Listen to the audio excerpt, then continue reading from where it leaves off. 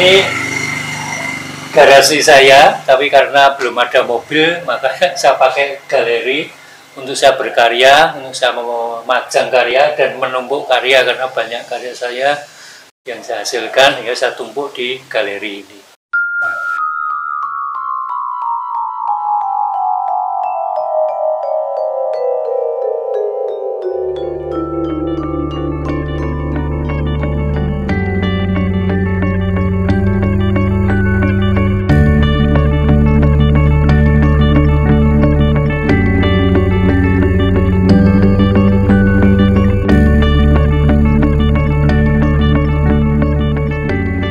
Saudara-saudara sebangsa dan setanah air, sedunia dan seakhirat, kita kali ini bertamu ke rumah Agus Herjoko di desa apa ini? Desa Kalangan.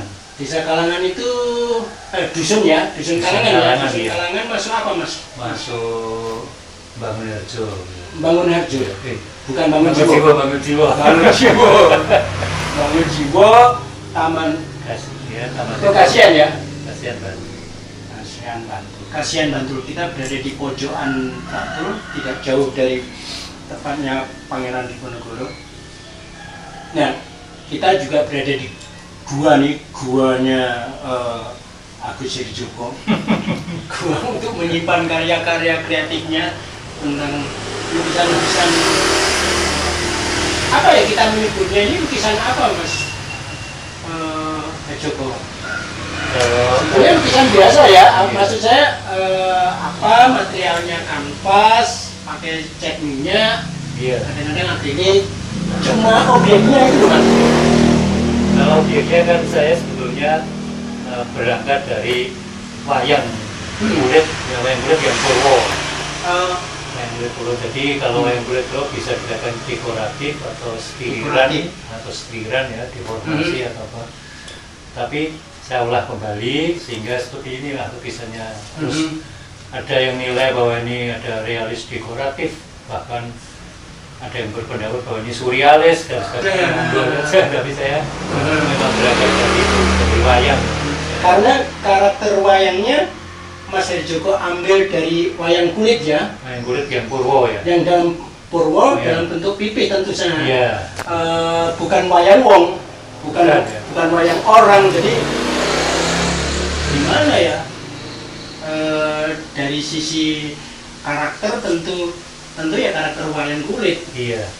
Tapi saya belajar ternyata bentuk wayang kulit Purwo itu kan juga perkembangan dari misalnya sebelumnya ada wayang beber, wayang bentuknya 3/4. Terus kalau dirunut lagi sebelum wayang beber ada wayang realis seperti yang relief candi-candi Prambanan itu kan realis, jadi frontal terus bergeser ke wayang-wayang Jawa Timur yang menjadi wayang beber itu menjadi 3/4 ya, miring seperti ini gambar ini miring ini.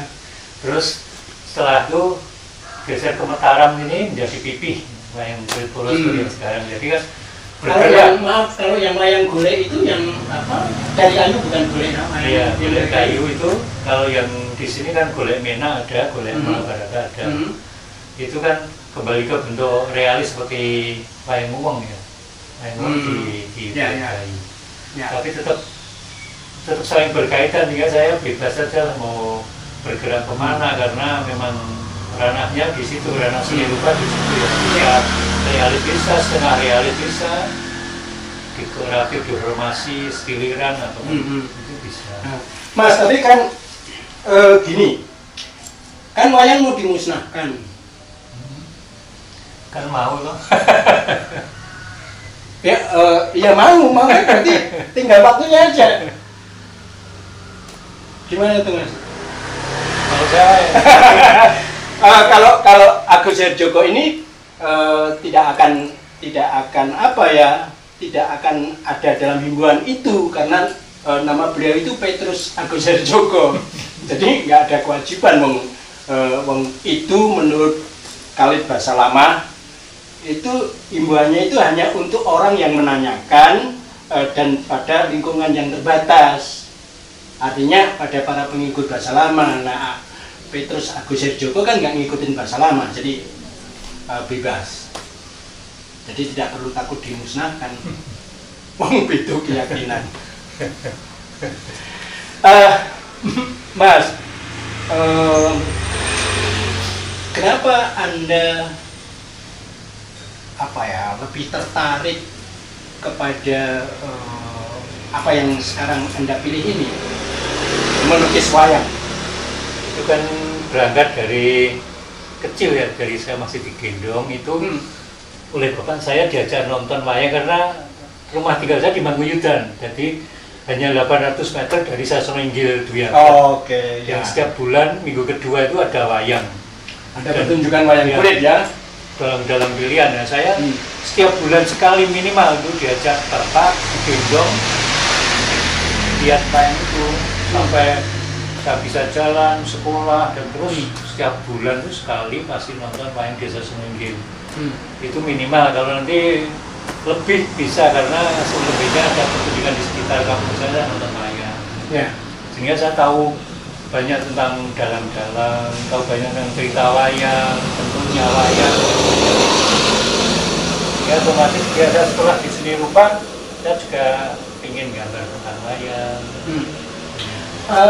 Kesenangan menonton wayang itu tidak berubah ketika Mas Herjoko beranjak remaja, dewasa? Tidak, terus memang akhirnya saya seneng klik gitu ya dengan wayang. Jadi sampai sekarang juga menjadi pengurus salah satu organisasi yang menangani wayang di Bantul. Akhirnya tetap menonton wayang. Popadi atau apa? Iya, Popadi. Anda pengurus Popadi? Iya, Bantul. Tapi Anda bisa mayang? Tidak. Bisa nggamel? Bisa. Bisa nyinden? Nggak bisa. Mau cepat bisa. Mau cepat bisa, kalau sinden itu jadi perempuan. Kan susahnya di situ. Ya, nah pertanyaannya nih, kalau orang seneng wayang, kebanyakan kan cita-citanya jadi dalang. Iya. Saya belum pernah dengar tuh yang punya cita-cita jadi pelukis wayang. Ya sebenarnya wayang itu kan luas ya, tidak hanya dalang, tapi saya bisa bercerita tentang wayang lewat tulisan, lewat buku, bisa bercerita tentang wayang lewat lukisan. Itu kan pernah ada yang meliput dari salah satu media itu apa, dia juga menjuluki saya dalam tanda petik dalang di atas kertas. Jadi membaca saja, tapi memang saya tidak jauh-jauh dengan wayang itu, walaupun saya dulu juga sering dalang ketika kecil, sering dalang ngawur-ngawuran itu, tapi ya ditonton teman-teman sendiri aja. Tapi memang akhirnya setelah besar saya tidak pengen, atau memang pernah berniat tapi nggak jadi untuk bersinau dalang. Jadi saya cukup sekolah di seni rupa sehingga mengembangkan karya-karya wayang dalam dunia seni rupa gitu. Ya, Mas, apa bedanya kalau begitu? Agak berbeda ya Mas Herjoko dengan misalnya Pak Sugio yang membuat wayang kulit misalnya, atau siapalah misalnya yang jadi penata wayang kulit, seperti di daerah-daerah Kasongan ini kan ada ini kan ada apa ya namanya, para pengrajin wayang kulit kan.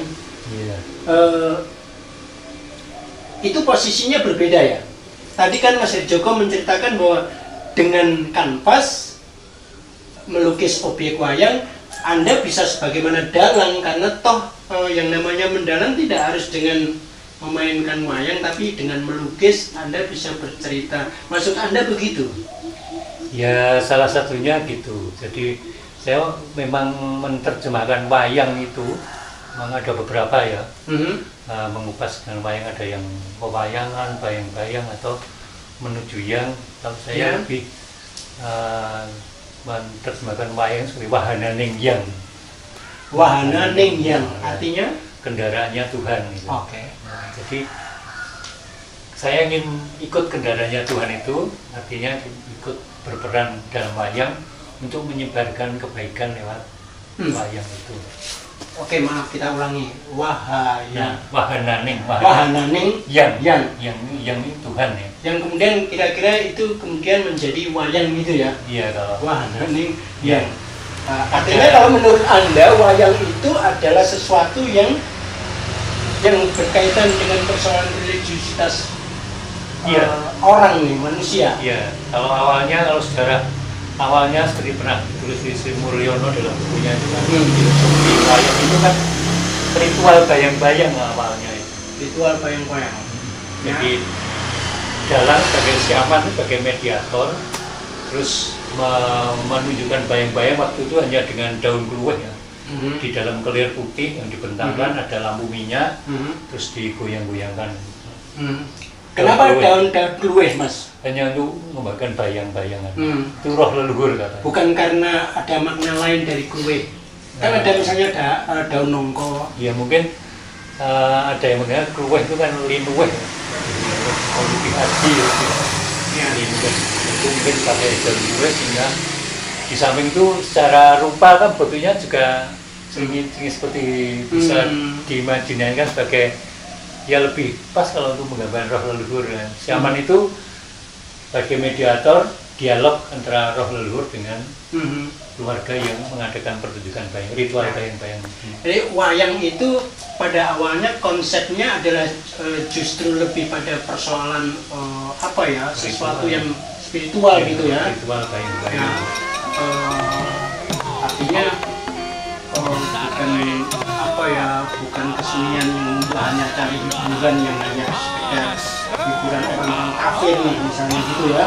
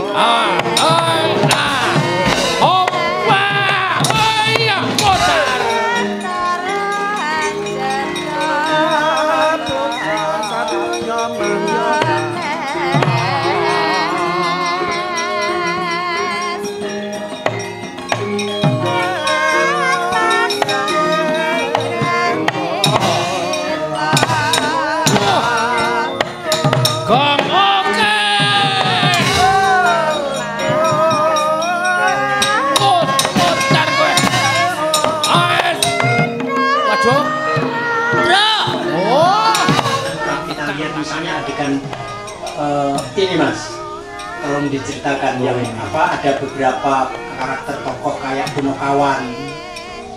Ini saya beri judul Saat Teduh ya. Saat Teduh. Jadi seperti kebanyakan manusia itu ketika kita bekerja dengan keras pasti ada jeda waktu.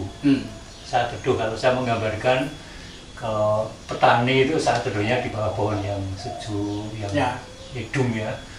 Dan pada saat teduh itu kita merenungkan kebaikan Tuhan dengan kesuburan tanah. Terus kita merasakan kebaikan Tuhan lewat sesama, karena pada saat teduh itulah akan diantar makanan untuk melanjutkan kerja kita lagi. Orang-orang tercinta, orang-orang terdekat pada ngirim makanan, anaknya, istrinya pada ngirim makanan untuk membangun energi baru lagi berkarya.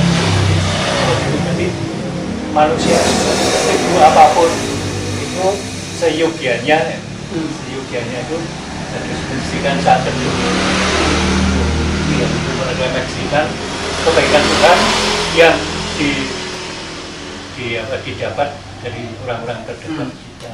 Ada lagi nih Mas yang ini kayaknya Aku nggak ngerti nih yang ini. Ini saya beri judul Sri Tikus. Sri Tikus. Iya. Bukan Sri dan Tikus, tapi Sri Tikus gitu. Sri Apa maknanya? Anda mau menceritakan apa ini kalau boleh dijelaskan? Dewi Sri itu kan sebenarnya Dewi Padi ya, Ya. bagi masyarakat agraris. Dewi Padi, Dewi kesuburan. Tapi kesuburan di negara kita itu, di Nusantara itu, atau di Indonesia itu kan sangat mencukupi untuk menghidupi penduduk yang ada di Indonesia. Tapi kenapa ada yang sangat berlimpah, kenapa ada yang kekurangan? Karena ada tikus. Ada tikus. Jadi tikusnya ini doyan padi nih. Produksi padi. Produksi padi. Dan sekarang Nyimpen juga gitu, nyimpen padi juga. Karena kita ada nggak yang, bilang, ada yang ratunya yang komandoi juga. oh malah di belakangnya ya. Jadi ada tikus yang bisa nyimpen padi karena kata Mas Joko tadi ada yang berkelimpahan, ada yang kekurangan. Padahal kan segala yang dihasilkan bumi itu kan sebetulnya untuk kesejahteraan manusia. Tapi ada tikus-tikus. Jadi wayang itu bisa bercerita macam-macam ya, bukan hanya persoalan yang keilahiyah, tetapi juga persoalan sosial gitu ya. Iya, memang wayang itu kan kalau mengacu pada pewayangan gambaran dari hidup itu sendiri, manusia sendiri, sehingga kan dimensinya jadi luas. Manusia yang berkebunan, manusia yang berekosistem dengan alam, manusia yang jadi kita bisa cerita macam-macam. Jadi meskipun ini wayang, Mas Joko tidak punya hambatan untuk mengekspresikan apa saja yang ingin dikatakan. Iya, enggak. Di zaman milenial ini juga. Iya, enggak. Misalnya seperti itu. Apa itu? Itu saya menuju keabadian gitu.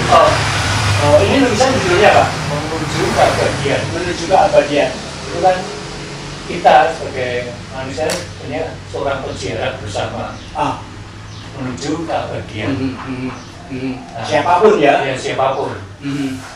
Seyogianya, ini seyogianya juga supaya ketika kita menuju keabadian kita jangan jigal-jigalan lah, kita jalan dengan beriringan dengan sukacita, karena nanti kita setelah melihat di keabadian itu tidak tahu di sana apakah masih ada cerita lagi, atau ada cerita baru, atau ada mengabadikan salah satu cerita yang kita dapat di dunia ini untuk diabadikan, itu kita nggak tahu. Ya, terus artinya ya kita selama masih menuju keabadian, kita saling membantu bersama supaya ya urusan nanti keabadian itu seperti apa kita semua tidak tahu. Ya, jadi memang wayang seperti yang saya tekuni ada dua sisi yang kelihatan dan yang tidak kelihatan.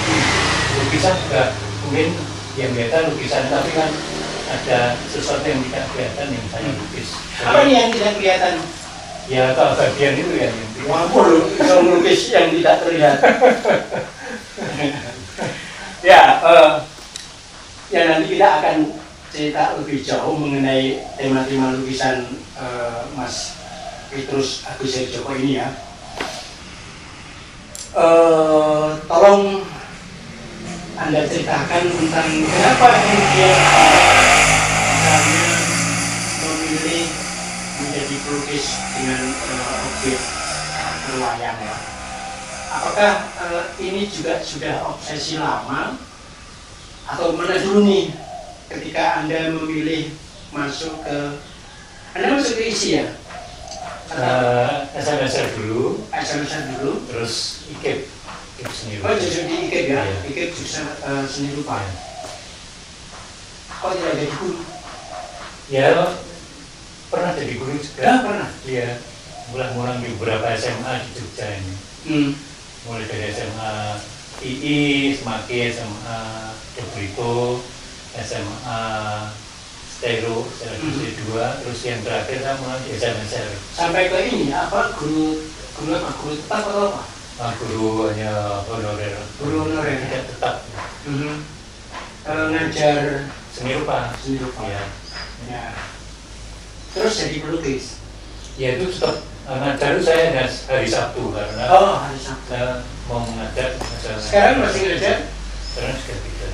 Sudah tidak karena lukisannya sudah laku. Ya enggak. Tapi sekarang kalau yang mau belajar datang ke sini. Ada yang anak PKL, ada anak yang yang istilahnya dalam tanda petik Karnase atau apa? Nah, itu kalau orang Jawa itu namanya sumur tumindo. Artinya orang datang ke sumur. Kan ada nih yang sumurnya dibawa kemana-mana supaya orang pada nimbo. Ini tidak. Sumur itu yang menetap. Orang yang datang ke sumber. Jadi dia bukan menjadi durian kemana-mana. Ini bukan karena menurutnya kecil ya. Jadi jangan merasa rendah diri untuk para guru honorer. Artinya sudah para empu nih. Loh kan tidak ada yang melukis yang melukis objek kecuali dalam kanvas ya, aku ngerti. Mungkin ya banyak. Kecuali misalnya lukis kaca gitu ya. Berapa jumlah yang sudah dilukis? itu saya nomori ya. Oh, dinomori? Ya. Oh, ini termasuk tertib nih. Oh ya, ini ada nomornya 2817. Itu jumlah. Ya. Itu menunjukkan yang ke. Kalau semuanya berapa, Mas? Ya itu. Ya itu kan salah satunya ya. Baru ya. Itu tidak hanya jadi coret-coret saya ilustrasi dan banyak karya saya nomori. Jadi ini yang sampai 2820 itu yang catnya on kanvas atau semua? Kertas juga. Oh, yang kertas juga. Anda melukis dengan media apa saja? Kertas dan kanvas. Kanvas, kertas. Kaca juga. Satu dua ada. Dengan catnya ya, akrilik. Kalau kertas dengan tinta. Kertas dengan tinta gitu ya. Dan tinta. Drawing apa, Mas? Ya ada yang model ilustrasi, model ya ekspresif ada juga. Di sini ada 1000 dan lukisan kertas. 1000 lukisan kertas. Itu BKB ya, Mas?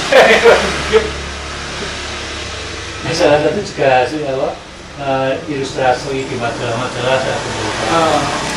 Oh iya, Mas Joko dulu juga kalau dalam cerita-cerita wayang itu memakai ilustrasi dari Mas Agus Joko ini di majalah waktu itu di Makassar ya namanya. Jogoluda, Joyoboyo. Sampai sekarang Joyoboyo masih. Nah, Joyoboyo itu majalah bahasa Jawa yang terbit di Surabaya. Seperti apa ya cari ilustrator gitu ya? Ilustrator. Jadi melukis di atas kanvas, jadi ilustrator. Nulis buku juga. Oh, nulis buku. Buku tentang wayang. Buku tentang wayang. Ada 9 buku kan nulis. Oh ya. Itu diterbitkan untuk umum atau bagaimana? Iya. Kanisius menerbitkan 5 buku serial Mahabharata, terus Tembi menerbitkan 3 buku. Ya. Terus yang dulu tuh Lembaga Setia 1 buku, jadi ada 9 buku. Ini buku apa, Mas? Ini buku cerita wayang Cerita atau wayang. mengenai masalah wayang? Cerita Wayang. Cerita. Ya. Dan saya mengumpulkan itu ceritanya dari dalam-dalam, dari Mahabharata, dari Ini apa nih kalau sumbernya banyak ini dari Mahabharata terus kemudian dari dalam, jadinya kayak apa ceritanya? ya cerita wayang yang kita misalnya tentang Durno, yang kita ceritakan tentang Durno, bagaimana Durno menurut Mahabharata harus ada hubungan dengan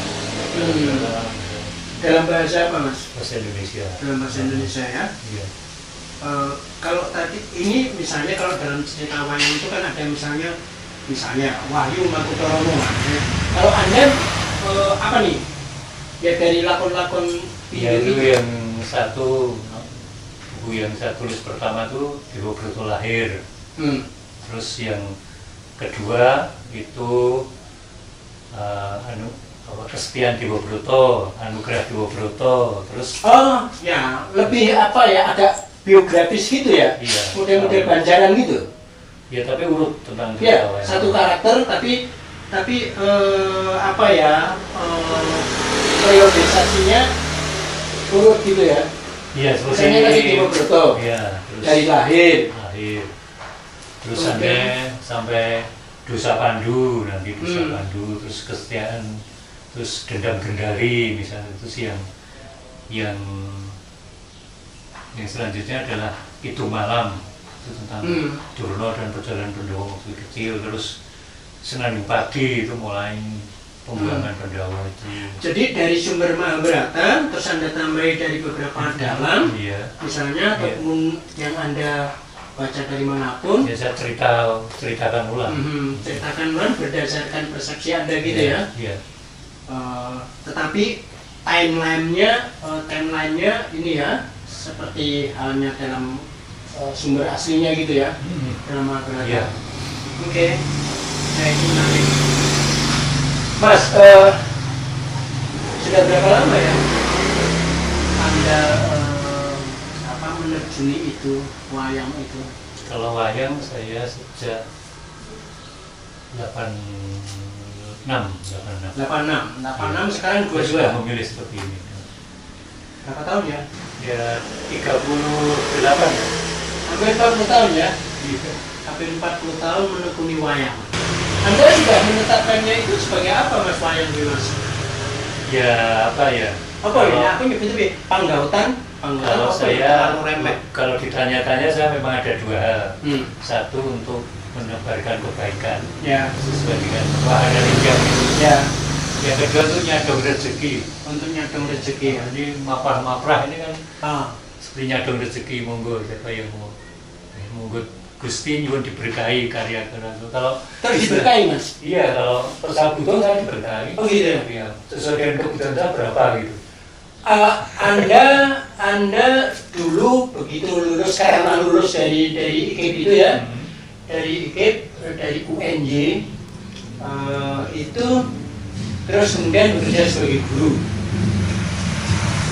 Sekarang sekolah mulai kuliah itu sudah bekerja di sudah nyambi jadi ilustrator segala macam. di beras lah gitu. Tapi belum melukis ini. Sudah juga kuliah mulai 86 ada lulus. Sampai akhirnya pameran tunggal tahun 90 itu sudah temanya wayang. Tapi waktu itu lebih karena tugas kuliah atau bukan? Ya juga ilustrasi, juga tugas kuliah, juga. Sudah kebayang itu sebagai profesi atau piye Mas? Enggak, itu mengalir saja. Iya. Dari ilustrator itu karena apa? Untuk tambah uang kuliah ya? Ya awalnya itu saya jadi ilustrator khususnya wayang ya. Itu karena ada salah satu yang keliru gambar wayang. Terus saya suruh dibetulkan. Saya bisa, ternyata orang dalam negeri bisa gambar wayang ya. Tapi maksudnya orang dalam Kemudian saya bekerja di majalah itu. Oh gitu. Ketika mau memasang, saya mau layout lukisan, ilustrasi kok sesuai dengan ceritanya tokoh ini. Nah, konsultasi ke redaksi, masih bener pripun, nah terus saya betulkan. Saya kira saya